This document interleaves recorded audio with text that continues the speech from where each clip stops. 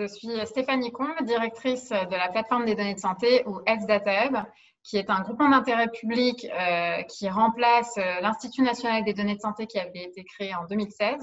C'est un groupement d'intérêt public tout récent puisqu'il a été créé fin novembre dernier suite à la loi Organisation et transformation du système de santé dans le but d'améliorer la réutilisation des données de santé pour faciliter les recherches en santé dans le respect des droits des citoyens et en toute sécurité.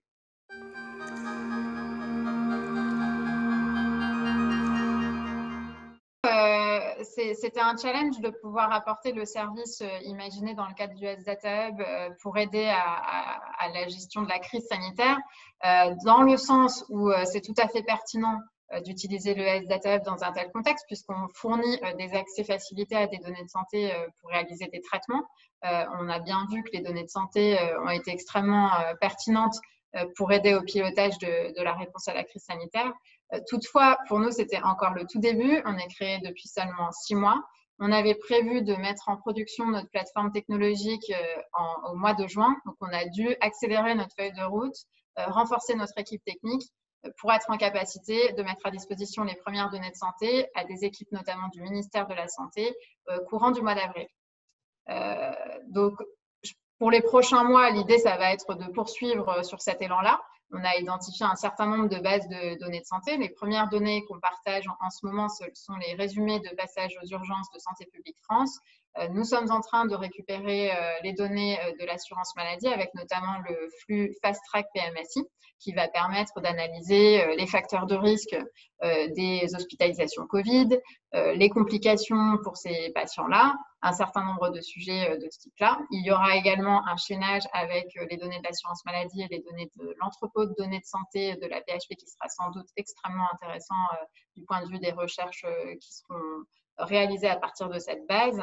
Il y a également les données du système d'information de dépistage SIDEP qui va permettre aussi de mettre en regard les résultats du dépistage et d'autres données contextuelles. Et enfin, un projet sur lequel nous apportons notre offre de service qui vise à mobiliser des scanners thoraciques et des résultats de tests PCR pour développer avec des outils d'intelligence artificielle des outils d'aide au dépistage de Covid grave à partir de ces données-là. Il y a plusieurs usages possibles de la plateforme dans le cadre d'une crise sanitaire. Un premier qui pourrait être un usage très immédiat. Par exemple, les données de Santé publique France sont mises à jour tous les 2 ou 3 jours pour les analyses de l'adresse. Mais c'est vrai que l'essentiel des usages qu'on va imaginer avec la plateforme des données de santé seront plutôt des recherches épidémiologiques ou du développement d'outils d'aide aux professionnels de santé, des recherches qui vont permettre d'améliorer la compréhension de la pathologie et qui vont du coup s'étendre sur plusieurs mois et permettre d'acquérir une meilleure connaissance du Covid, sans doute dans les 6 prochains mois. Personne ne sait prédire l'avenir, mais si en automne, par exemple, il y avait une seconde vague, on serait mieux outillé pour y répondre parce qu'on aurait acquis une meilleure connaissance de cette pathologie grâce aux données de santé.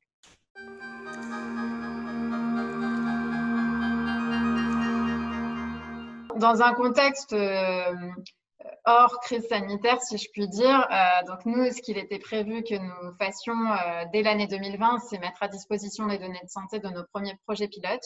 Donc on a d'ailleurs un projet qui a été tout récemment autorisé par la CNIL. C'est un projet qui est porté par une start-up qui s'appelle Implicity et qui vise à chaîner des données de dispositifs médicaux, pacemaker, avec les données de l'assurance maladie pour développer des outils d'alerte pour les professionnels de santé. Donc ce projet-là, par exemple, va pouvoir se développer grâce à nos outils dans les mois à venir et beaucoup d'autres de nos projets pilotes vont suivre. Et on a également organisé un appel à projet avec Olivier Clatz, le directeur du programme Comment améliorer les diagnostics avec l'intelligence artificielle, qui va nous permettre d'accompagner une nouvelle collection de projets dès cette année. Et parallèlement à ces cas d'usage que l'on souhaite accélérer, nous travaillons à élaborer des partenariats avec les producteurs de données pour constituer ce qu'on appelle le catalogue de bases de données qui va nous permettre finalement, en tant que plateforme de partage des données de santé, d'être attractive car ça n'a pas trop d'intérêt d'être un Health Data Hub s'il n'y a pas de données à l'intérieur.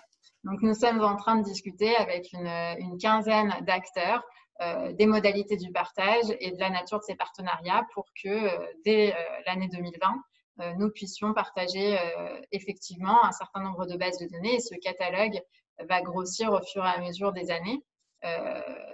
L'idée, c'est qu'il se développe au fur et à mesure des priorités de santé publique, des cas d'usage qu'on va souhaiter vouloir développer et évidemment qu'on ait de plus en plus de données de santé réutilisables.